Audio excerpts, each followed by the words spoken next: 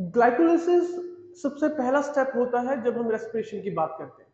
अब क्योंकि ग्लाइकोलिसिस की बात यहाँ पे शुरू हुई है तो मैं आपको बता दूं ग्लाइकोलिसिस एक कॉमन स्टेप है, चाहे रेस्पिरेशन का टाइप कैसा भी हो। जैसे मैंने आपको अभी समझाया कि रेस्पिरेशन के अंदर आप एरोबिक रेस्पिरेशन की बात भी करते हैं, रेस्पिरेशन के अंदर आप एनारोबिक कंडीशंस के अंदर जो रेस्पिरेशन होती है, खासतौर पर जब मैं यीस्ट की बात करूं जहां पे ऑक्सीजन की उसको जरूरत नहीं है तो वहां पे हम उसको इथेनॉल फर्मेंटेशन या अल्कोहलिक फर्मेंटेशन कहते हैं।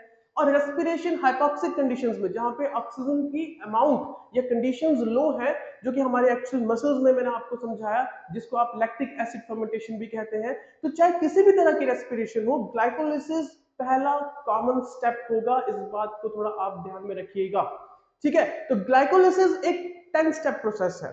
1930 में 3 साइंटिस्ट थे, उनके नाम पर इसको ईएमपी पाथवे भी कहा जाता है। E stands for Embden, M stands for Meyerhof and P stands for Parnas.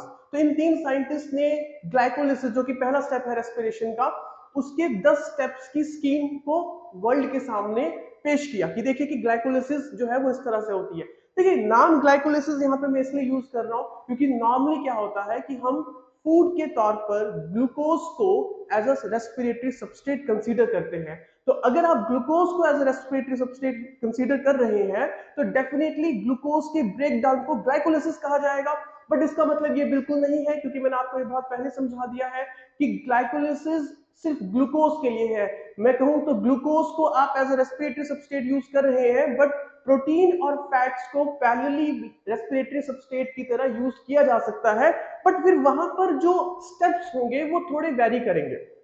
तो हम अभी फिलहाल के लिए ग्लाइकोलिसिस की बात करते हैं। जैसे मैंने कहा इट्स अ 10 स्टेप प्रोसेस, तो कुछ इंफॉर्मेशन उसके बारे में यहाँ पे हम कंसीडर करते हैं। Let's have a look. Glycolysis,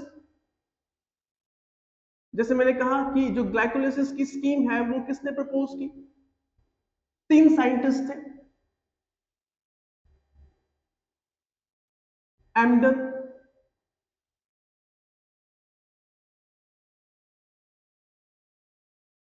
मेयरहॉफ and पार्मस।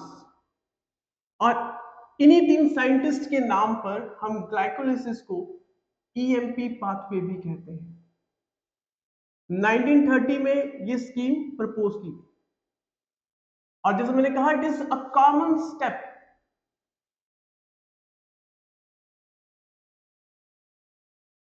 For every type of respiration जो हमने अभी डिस्कस की।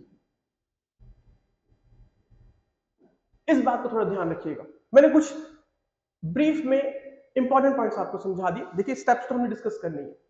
अब देखिए ग्लाइकोलिसिस में, क्योंकि मैंने बात कही ग्लाइकोलिसिस, तो मैंने अभी आपको भी मेंशन करके बता दिया कि ग्लाइकोलिसिस के अंदर आपके पास जो रेस्पिरेटरी सबस्ट्रेट कंसीडर किया जा रहा है वो कंसीडर किया जा रहा है ग्लूकोज। अब ध्यान से सुनिएगा। देखिए, ग्लूकोज एक 6 कार्बन शुगर है। इसका एक मॉलिक्यूल हमने लिया क्योंकि हम साथ साथ में ये भी कंसीडर करेंगे कितने कार्बन स्टेप बाय स्टेप आगे की तरफ जा रहे हैं और क्या क्या प्रोडक्ट्स बना रहे हैं। अब ग्लूकोज को कन्वर्ट कर दिया जाता है इनटू ग्लूकोज 6 फॉस्फेट, जिसका मतलब ये है कि यहां पर फॉस्फेट ग्रुप को ऐड किया। अब फॉस्फेट ग्रुप को ऐड करने के लिए देखिए, तो फॉस्फेट कहां से आएगा? फॉस्फेट यहां पे आएगा एटीपी से, मतलब कि यहां पर एनर्जी कंजप्शन हुई है और एटीपी का फॉस्फेट आपके ग्लूकोज के साथ जुड़ गया।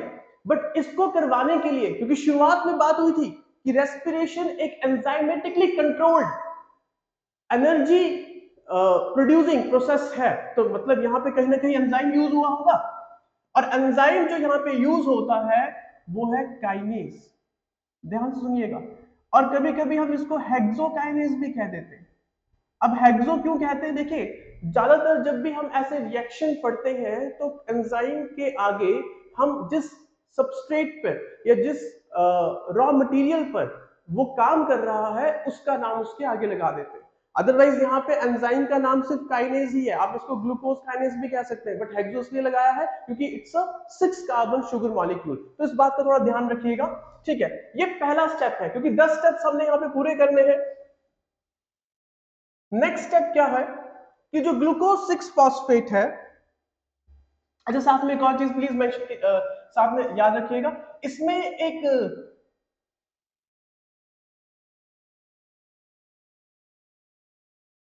मैग्नीशियम आयन भी यूज होता है। आयंस का ध्यान रखिएगा, अगर आप इसको याद कर सकते हैं तो बहुत अच्छी बात है।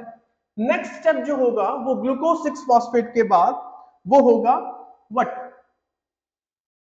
फ्रक्टोज।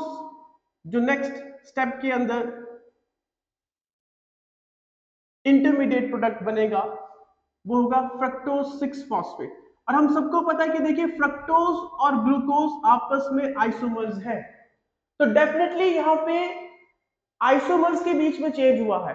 ग्लूकोज एक एल्डिहाइड या कहे एल्डोज शुगर, उसमें एल्डिहाइड ग्रुप होता है। फ्रक्टोज एक कीटोन या कीटोज शुगर है, जिसमें कीटोन ग्रुप होता है। अल्टीमेटली देखा जाए तो मॉलिक्यूलर फार्मूला सेम है but structurally they are different. तो डेफिनेटली यहाँ पे फिर से एंजाइम ने अपना रोल प्ले किया होगा। अब कौन सा एंजाइम होगा, तो साफ पता चल रहा है कि भाई आइसोमर्स है, तो डेफिनेटली आइसोमेरेज एंजाइम होगा जो यहाँ पर ये कन्वर्जन कराने में हेल्प करेगा। अब जो नेक्स्ट स्टेप होगा, वो नेक्स्ट स्टेप क्या होगा कि जो फ्रक्टोज 6 फॉस्फेट है उसे कन्वर्ट कर दिया जाएगा इनटू फ्रक्टोज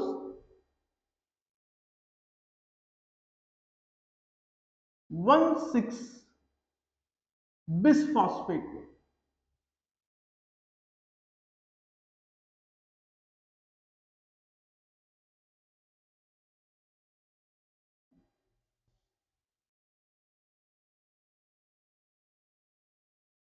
अब फ्रक्टोज 1,6 बिसफॉस्फेट है, मतलब कि एक और फॉस्फेट यहां पे आया है।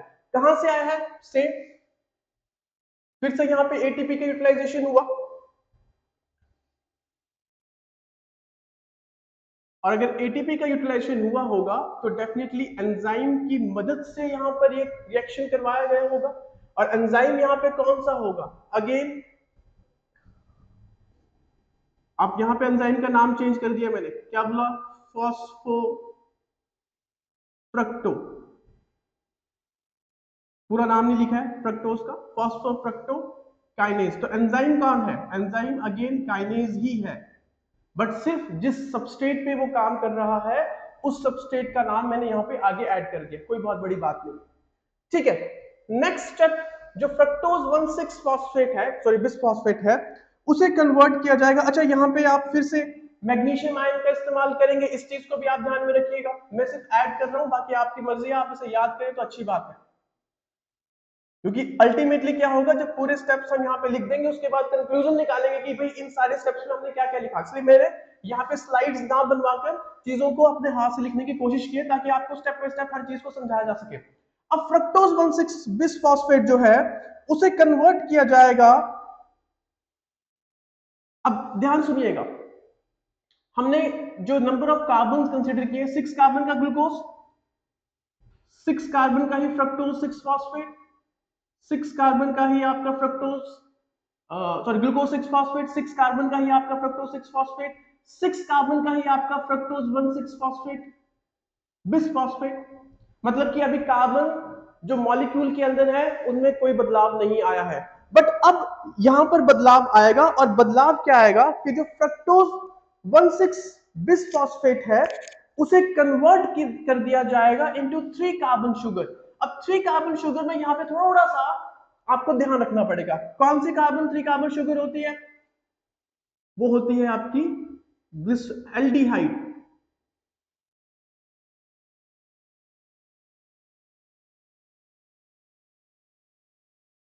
Three phosphate. अब ये जो शुगर है ये एक 3 कार्बन शुगर है, और इसीलिए कभी कभी हम इसे कह देते हैं ट्रायोज फॉस्फेट। तो ट्रायोज फॉस्फेट से यहां से कंफ्यूज नहीं होना है। ट्रायोज फॉस्फेट का मतलब यहां पे होता है कि 3 कार्बन वाली शुगर, क्या कह देते हैं, ट्रायोज फॉस्फेट।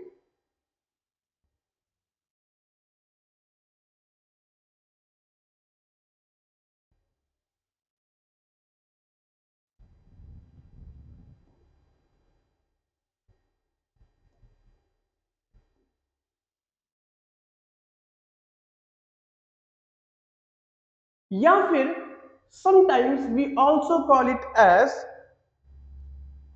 3PGAL। बहुत सारे क्वेश्चंस में ये शॉर्ट फॉर्म्स देखने को मिलती है और अक्सर हम कंफ्यूज हो जाते हैं कि ये शॉर्ट फॉर्म एक्चुअली में है क्या। तो ये कुछ नहीं है, 3PGAL का मतलब 3 फॉस्फोग्लिसल्डिहाइड, बहुत सिंपल। अब यहाँ पे एक छोटा सा खेल खेल दिया। खेल क्या किया, मैं एंजाइम का नाम लास्ट में बताऊंगा।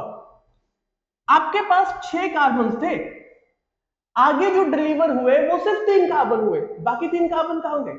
यहां पे आप दो चीजें कर सकते हैं, ये ऑप्शनल होता है। क्या वो दो चीजें हैं, मान लीजिए मेरे पास, मैंने कहा कि एक मॉलिक्यूल है ग्लूकोज का, 1 मॉलिक्यूल ऑफ ग्लूकोज चल रहा है, कितने कार्बन का है, 6 कार्बन का है। उसके बाद 1 मॉलिक्यूल ऑफ ग्लूकोज 6 फॉस्फेट बना, कितने कार्बन का, 6 कार्बन का है। Same 1 molecule of fructose 6 phosphate बना, कितने कार्बन का, 6 कार्बन का है। फिर same 1 molecule of fructose 1,6 bisphosphate बना, कितने कार्बन का, 6 कार्बन का है। पर जब बात आती है ग्लिसरॉल्डिहाइड 3 फॉस्फेट की, तो यहाँ पे अगर मॉलिक्यूल की बात की जाए तो मॉलिक्यूल तो यहाँ पे एक ही है, बट जो मॉलिक्यूल के अंदर कार्बन है वो 3 है। इसका मतलब यहाँ पे ये है कि या तो इस मॉलिक्यूल का नंबर 2 होगा, 2 मॉलिक्यूल्स विद 3 कार्बन, तो अल्टीमेटली 3 इंटू 2 6 कार्बन, सेटिस्फेक्शन हो गई हमारी यहाँ पर कि भाई यहाँ आगे डिलीवर हो गए 6 कार्बन। या फिर यहाँ पे क्या हो सकता है कि जो एक्चुअल में एनसीईआरटी में भी मेंशन्ड है कि यहाँ पे आइसोमरेज एंजाइम का इस्तेमाल होता है। वो ये कहता है ये इंटरकन्वर्जिबल है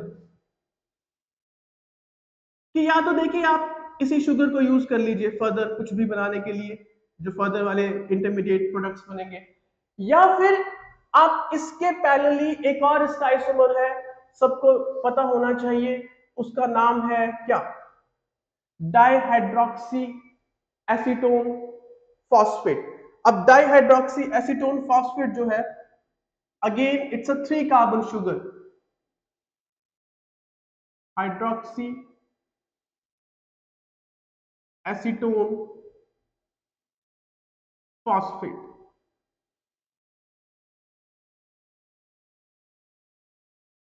फिर से ये 3 कार्बन की शुगर है, और मजेदार बात यह है कि ये ग्लिसरॉल्डिहाइड और डाइहाइड्रोक्सी एसीटोन ये आपस में आइसोमर है। जिस तरह से ग्लूकोज एक एल्डिहाइड शुगर है या एल्डोज शुगर है और फ्रक्टोज एक कीटोन शुगर है, उसी तरह से ग्लिसरॉल्डिहाइड एक एल्डोज शुगर है और डाइहाइड्रोक्सी एसीटोन एक कीटोन शुगर है। दोनों में कार्बन का नंबर सेम है, इसलिए ये एक दूसरे के आइसोमर्स है, क्योंकि इनका मॉलिक्यूलर फॉर्मूला सेम है but structurally they are different, क्योंकि फंक्शनल ग्रुप भी डिफरेंट, तो स्ट्रक्चर डेफिनेटली डिफरेंट होगा इसके अंदर। तो यहां पर आप समझ सकते हैं कि देखिए मेरे पास अल्टीमेटली तो दो ही मॉलिक्यूल्स है ना शुगर के, चाहे आप उसको डाइहाइड्रोक्सी एसीटोन फॉस्फेट की एक शुगर इसे मान लीजिए, एक शुगर आप इसलिए मान लीजिए, और दोनों के कार्बन का नंबर 3 है, तो अल्टीमेटली आपके पास 6 कार्बन जो है वो डिलीवर हो रहे हैं फ्यूचर में, या मतलब कहें फर्दर स्टेप के अंदर। इस काम को करवाने के लिए there is a special enzyme जो 6 कार्बन की शुगर को 3 कार्बन की शुगर में तोड़ता है, जिसका नाम है एल्डोस।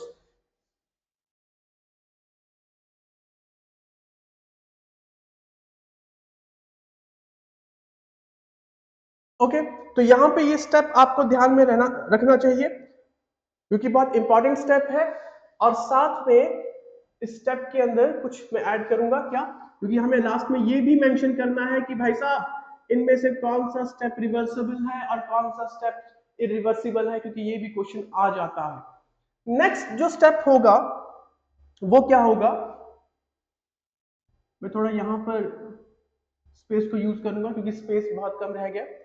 अब क्योंकि ये एल्डिहाइड शुगर है, ग्लिसरॉल्डिहाइड, मान लो मैंने ग्लिसरॉल्डिहाइड को यूज किया, मैंने दो मॉलिक्यूल्स या दो शुगर के मॉलिक्यूल्स ग्लिसरॉल्डिहाइड के कंसीडर कर लिए, दोनों मॉलिक्यूल्स के अंदर 3 कार्बन थे, तो 6 कार्बन मेरे डिलीवर हो चुके थे फ्रक्टोज 1,6 बिसफॉस्फेट से ग्लिसरॉल्डिहाइड 3 फॉस्फेट के लिए। अब मेरे को पता है वही 6 कार्बन मेरे फ्यूचर में जाएंगे या फर्दर स्टेप में जाएंगे। अब यहाँ पे एक ऑक्सीडेटिव प्रोसेस होता है। अब देखिए ऑक्सीडेटिव प्रोसेस से यहाँ पे मेरा मतलब ये नहीं है कि ऑक्सीजन का इस्तेमाल होगा। ऑक्सीडेटिव प्रोसेस का मतलब है कि इस शुगर में से हाइड्रोजन को रिमूव कर दिया जाएगा या इलेक्ट्रॉन को रिमूव कर दिया जाएगा, जिसकी वजह से जो ग्लिसरॉल्डिहाइड है, जो एक एल्डोज शुगर है, एल्डिहाइड फंक्शनल ग्रुप के साथ और जब एल्डिहाइड फंक्शनल ग्रुप की ऑक्सीडेशन होती है तो हमें सबको पता है केमिस्ट्री के अंदर पढ़ाया जाता है कि वो कार्बोक्सिलिक ग्रुप के अंदर कन्वर्ट होता है, तो इसका मतलब नेक्स्ट शुगर जो आएगी वो डेफिनेटली एसिडिक शुगर होगी। ठीक है, तो लेट्स हैव अ लुक, ये एसिडिक मॉलिक्यूल आप कंसीडर कर सकते हैं। तो नेक्स्ट शुगर ऑक्सीडेशन के बाद हुई, that comes out to be 1,3 bis phospho glyceric acid. अब ये जो शुगर है, अगर कार्बन्स की बात करें तो ये भी 3 कार्बन का एक इंटरमीडिएट प्रोडक्ट है। ठीक है, मैं इसको शुगर नहीं कहूंगा, सॉरी, एक इंटरमीडिएट प्रोडक्ट है। इसका मतलब इसके मॉलिक्यूल्स यहां पर कितने बनेंगे? 2 मॉलिक्यूल्स, तभी 6 कार्बन्स को हम सेटिस्फाई कर पाएंगे जो इस स्टेप से इस स्टेप में आ रहा है। अब यहां पर जो यूज होता है एंजाइम, उस एंजाइम को हम कहते हैं डिहाइड्रोजिनेज। क्या कहते हैं? डिहाइड्रोजिनेज। अब देखिए, मैं पूरा लिखूंगा नहीं, डिहाइड्रोजिनेज एंजाइम आपने अगर लंबा नाम लिखना है तो आप क्या कर सकते हैं, ग्लिसरॉल्डिहाइड 3 फॉस्फेट डिहाइड्रोजिनेज लिख सकते हैं, या फिर ग्लिसरॉल्डिहाइड फॉस्फेट डिहाइड्रोजिनेज लिख सकते हैं, ये आपकी मर्जी है। बट मैं सिंपली, क्योंकि मेरे पास स्पेस की यहाँ पे कमी है, तो मैं सिंपली यहाँ पे क्या लिखूंगा, डिहाइड्रोजिनेज एंजाइम।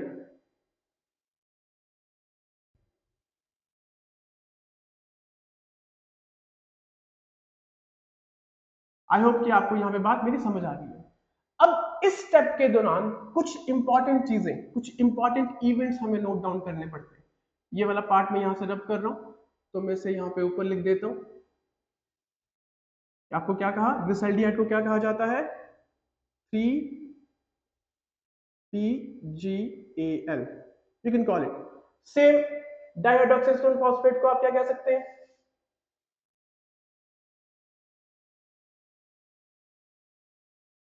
ये शॉर्ट फॉर्म्स है, कंफ्यूज नहीं होना होता है। बहुत बार हमें कभी कभी हम खुद कंफ्यूज हो जाते हैं कि भाई ये बोलने की बात क्या है। क्वेश्चंस में कभी कभी शॉर्ट फॉर्म्स को यूज कर दिया जाता है, तो उसमें कोई प्रॉब्लम होनी, मेरे ख्याल से प्रॉब्लमेटिक कोई इशू नहीं है। अब इस स्टेप की हम बात कर रहे थे, स्टेप में और क्या इंपॉर्टेंट इवेंट्स हुए। पहला इवेंट, इसमें जो ऑक्सीडेशन इस शुगर की हुई, उससे जो हाइड्रोजन या इलेक्ट्रॉन रिमूव हुआ, उस हाइड्रोजन और इलेक्ट्रॉन को हमने यूज किया रिड्यूसिंग एसिमेट्री पावर्स को बनाने के लिए। और रिड्यूसिंग एसिमेट्री पावर जब रेस्पिरेशन के अंदर हम बात करते हैं तो वो NAD पॉजिटिव होता है। देखिए, बहुत बड़ी ये हमसे गलती होती है कि जब हम फोटोसिंथेसिस और रेस्पिरेशन, देखिए दोनों ही इंटरलिंक चैप्टर्स हैं प्लांट फिजियोलॉजी की। फोटोसिंथेसिस के अंदर रिड्यूसिंग एसिमेट्री पावर जो होती है उनके कहते हैं NADP, उसमें फॉस्फेट होता है। इसमें जो रिड्यूसिंग एसिमेट्री पावर होगी वो सिंपली NAD होगी। ठीक है, इसमें P वाला आपने वो लेटर लगाना ही नहीं है, बहुत सिंपल सी बात है। तो क्या बना, NADH प्लस H पॉजिटिव। कितने मॉलिक्यूल्स का रिडक्शन हुआ? एक ये, एक ये। बट मैं किसको लेके चला, मैं वही बोल दिया मैंने, ग्लिसरॉल्डिहाइड 3 फॉस्फेट के 2 मॉलिक्यूल्स को लेके चलो, तो 2 मॉलिक्यूल्स का रिडक्शन हुआ, आई मीन से 2 मॉलिक्यूल्स का ऑक्सीडेशन हुआ, और ऑक्सीडेशन के बाद क्या बना, 1,3 बिस फॉस्फोग्लिसरॉलिक एसिड बना। ठीक है, तो डेफिनेटली यहां पे भी कितना प्रोडक्शन हुआ होगा रिड्यूसिंग एसिमेट्री पावर्स का, 2 मॉलिक्यूल्स का। और इसी के साथ यहां पे कंजप्शन होता है किसका, एक होता है, मतलब 2 मॉलिक्यूल्स होते हैं फॉस्फेट के, इनऑर्गेनिक फॉस्फेट के, और 2 मॉलिक्यूल्स यहां पर वाटर मॉलिक्यूल्स के भी इस्तेमाल होते हैं। मैं मेंशन यहां पे कर देता हूं। ठीक है, तो पहला आपका मैंने कहा कि 2 मॉलिक्यूल्स ऑफ इनऑर्गेनिक फॉस्फेट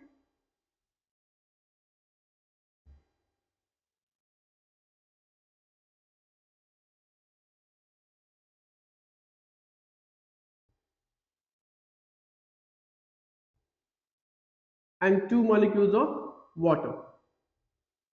चिंता ना कीजिए, वाटर मॉलिक्यूल्स फिर से रिफॉर्म हो जाएंगे, तो अल्टीमेटली जो नेट यूज होगा वाटर का वो खत्म।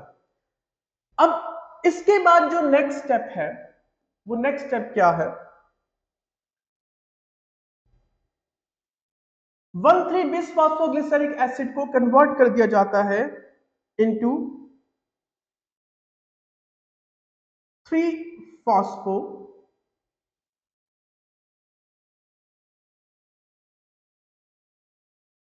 अगेन 3-फॉस्फोग्लिसरिक एसिड, 3 कार्बन मॉलिक्यूल, कितने मॉलिक्यूल्स होंगे? 2 मॉलिक्यूल्स होंगे। सेम यहां पे कौन सा एंजाइम होगा जो यूज होगा? अगेन काइनेज एंजाइम यूज होगा। काइनेज एंजाइम की डुअल प्रॉपर्टी है, फॉस्फेट लगा भी सकता है और फॉस्फेट हटा भी सकता है, तो इस बात पे कंफ्यूज ना होइएगा, सिर्फ याद रखिएगा। नेक्स्ट जो स्टेप होगा 3 PGA के बाद, दैट गोना बी, अच्छा इसको इसी को आप 3 PGA भी कहते हैं नॉर्मली, शॉर्ट फॉर्म 3 PGA, इसको आप 1,3 PGA कह दीजिए। अब 3-फॉस्फो मतलब थर्ड पोजीशन पे जो फॉस्फेट ग्रुप था उसे शिफ्ट कर दिया गया सेकंड पोजीशन पे, तो क्या बन गया? Two phospho glyceric acid, again 3 carbon sugar है, कितने मॉलिक्यूल्स बनेंगे? 2। शॉर्ट फॉर्म लिखना चाहे तो आप लिख सकते हैं, आपकी मर्जी है, मैं सिर्फ आपको समझाने की कोशिश की है कि भाई इतना ऐसे शॉर्ट फॉर्म्स होती है।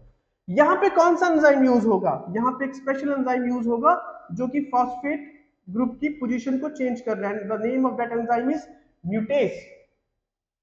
नेक्स्ट जो स्टेप होगा वो होगा आपका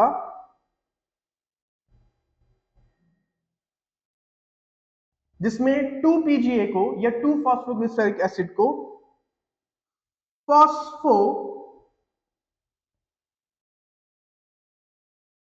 इनॉल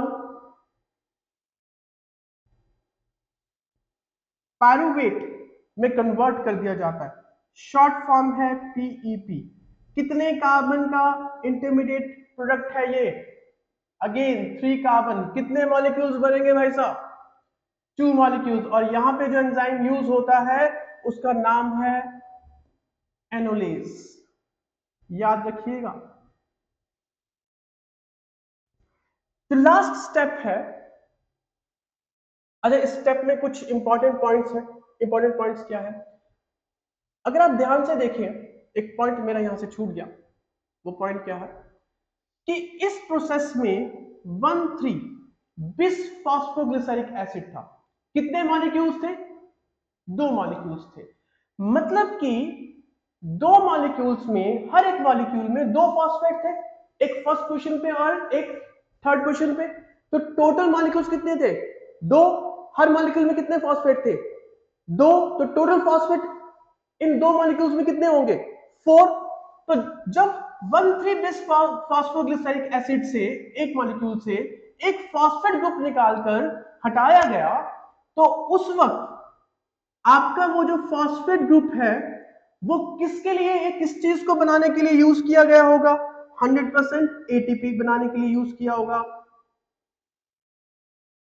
और क्योंकि यहाँ पे मॉलिक्यूल 2 हैं तो 2 फॉस्फेट ग्रुप हटाए होंगे, और इसका मतलब कितने मॉलिक्यूल्स ऑफ एटीपी को बनाने के लिए यूज किया जा सकते हैं? 2 फॉस्फेट ग्रुप।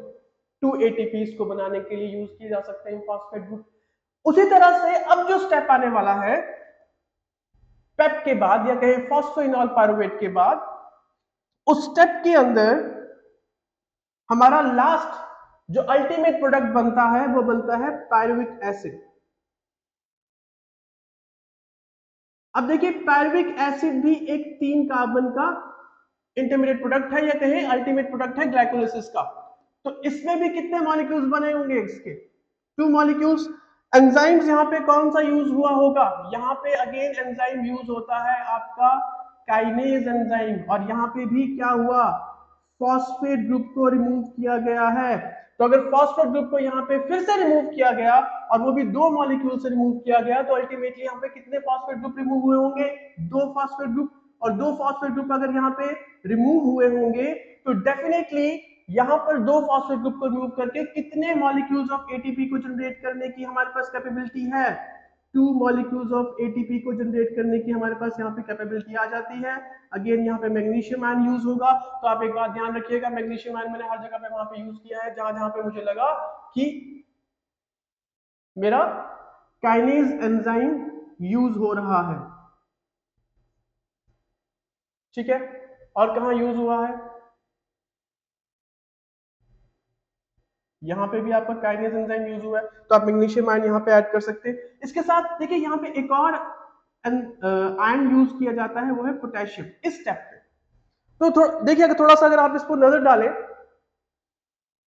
तो ग्लाइकोलाइसिस के अंदर हम जनरली इसको दो हिस्सों में बांटते हैं। वो दो हिस्से क्या हैं, एक हिस्सा है आपका, अच्छा यहां पे एक वाटर मॉलिक्यूल भी हमने जनरेट करना है, तो वाटर मॉलिक्यूल का भी ध्यान रखिएगा कि वाटर मॉलिक्यूल अल्टीमेटली कहां जनरेट होता है। तो 2 फास्फोग्लिसरेट के बाद जैसे कि मैंने कहा कि वाटर मॉलिक्यूल आपका फिर से रिजनरेट हो जाएगा, तो नेट कंजप्शन वाटर की 0 हो जाती है, ठीक है। अच्छा आ जाइए, तो जनरली दो स्टेप्स में इसको हमने बांटा, किसने, एक कहा मैं यहां पे लिख रहा हूं, आई होप कि आपको विजिबल होगा यहां पर, यहां से लेकर यहां तक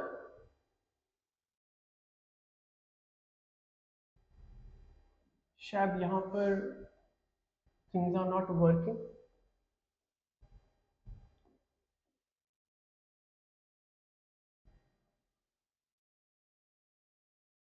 आप यहां पे कंसीडर कर लीजिए, यहां से लेकर मतलब ग्लूकोज से लेकर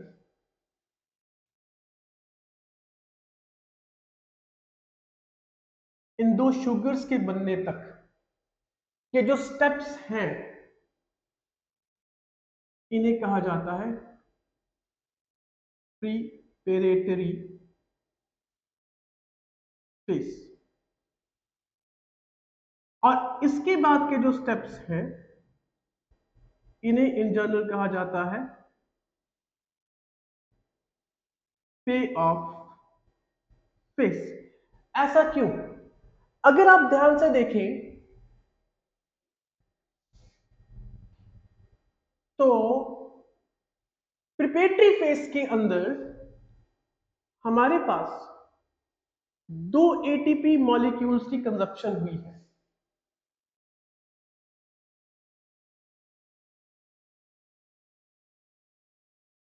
और बना कुछ भी नहीं, उल्टा एटीपी जो बनाने का प्रोसेस है वो एटीपी यूज कर रहा है।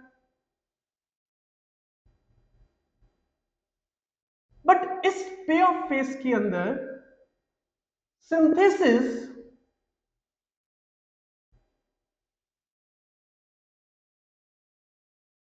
फोर एटीपी का हुआ है और दो रिड्यूसिंग एसिमिलेटरी पावर का सिंथेसिस हुआ है। अल्टीमेटली देखा जाए जो नेट गेन होता है ग्लाइकोलिसिस के अंदर एटीपी का, वो दो एटीपी का होता है, और साथ में दो रिड्यूसिंग एसिमिलेटरी पावर का होता है, जिसे आप क्या कंसीडर कर सकते हैं, NADH प्लस H पॉजिटिव। तो मैं यहां पे लिख रहा हूं, इसे हमने क्या कहा, रिड्यूसिंग एसिमिलेटरी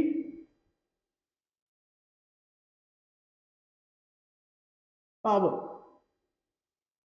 क्योंकि देखिए भाई साहब, नेट गेन एक मॉलिक्यूल ऑफ ग्लूकोज की यूटिलाइजेशन से 36 एटीपी मैंने बताया था आपको अभी, ठीक है, इसे प्रीवियसली जो हमने डिस्कस किया था इन जनरल। तो यहाँ पे तो सिर्फ दो ही एटीपी यूज हो रहे हैं ना, दो ही एटीपी प्रोड्यूस हो रहे हैं, क्योंकि दो एटीपी कंज्यूम हो रहे हैं, चार एटीपी प्रोड्यूस हो रहे हैं, तो नेट गेन 4 - 2 एटीपी का आएगा। But NADH plus H positive यहाँ पे प्रोड्यूस हो रहे हैं, उनका कंजप्शन नहीं हो रहा है।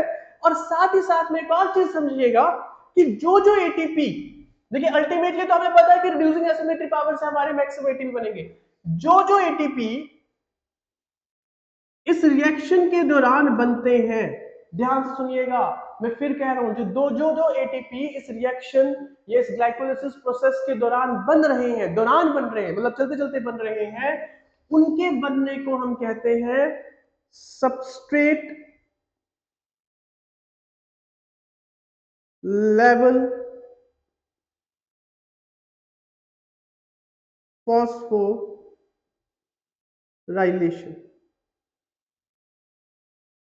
और सबस्ट्रेट लेवल फॉस्फोराइलेशन ऐसा नहीं है सिर्फ ग्लाइकोलिसिस में हो रहा है, यह आपको आने वाले कई सारे प्रोसेसेस में देखने को मिलेगा जहां पे प्रोसेस के दौरान, रिएक्शन के दौरान एटीपी बन रही है। देखिए ग्लाइकोलिसिस एक कॉमन पाथवे है, चाहे आप किसी भी तरह की रेस्पिरेशन की बात करें, एनारोबिक एनारोबिक या लैक्टिक एसिड कहें या फिर अल्कोहलिक फर्मेंटेशन की बात करें, तो वो आपकी इच्छा है। तो अल्टीमेटली आपको मैंने यहाँ पे समझाया कि देखिए ग्लाइकोलिसिस एक 10 स्टेप प्रोसेस है जिसके अंदर अल्टीमेटली ग्लूकोज को पार्शियली ऑक्सीडाइज किया जाता है। मैं ये भी कह सकता हूं पार्शियली ऑक्सीडाइज किया गया ग्लूकोज को, 1 मॉलिक्यूल ऑफ ग्लूकोज को into 2 molecules of pyruvic acid, और करने के साथ साथ हमें जो मिला वो क्या मिला, 2 मॉलिक्यूल्स एटीपी के और 2 मॉलिक्यूल्स रिड्यूसिंग एसिमेट्री पावर के in the form of NADH plus H positive. अच्छा इसके साथ एक और चीज जो हमें यहाँ पे समझनी है वो क्या है, तो मैं आपको सिंपल सा बताऊंगा। रिएक्शंस जो यहाँ पे रिवर्सिबल है वो मैंने आपको एरोस के साथ मेंशन किए, बट जो इरिवर्सिबल रिएक्शंस है बस उसका ध्यान रखिएगा। उसमें सबसे पहला इरिवर्सिबल रिएक्शन कौन सा है आपका, कौन सा स्टेप है, step number 1। Second irreversible reaction step number 2। Third irreversible reaction step number, I hope कि यहां पे स्टेप आपका जो है वो 10th है, yes it's a step number 10th। तो ये सारे